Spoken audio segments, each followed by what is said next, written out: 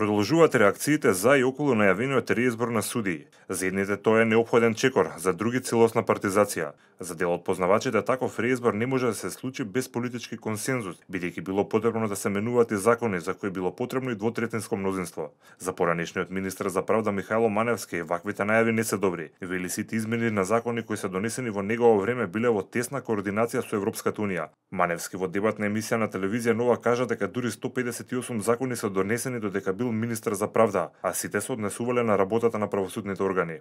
Никаде, во ниеден закон, во Европа, нити во Устав ниеден, нема основа за вршење на генерален реизбор на судии. Тоа го говорат, тоа секој судија ќе ви го каже, тоа ќе ви го каже секој професор на правен факултет кој што се занимава со овие работи. Меѓутоа, ова зошто се сега, зошто толку многу се актуализира, огромни билборди беа ставени, ќе вршиме генерален реизбор на судиите, или сега ова што се говори, ќе вршиме генерален реизбор на судиите, од кои мотиви, зошто? Да немат политички влијанија. Да нема политички влијанија, за да се изврши генерален реизбор, за да има политички влијанија. Така беше и во 96 година.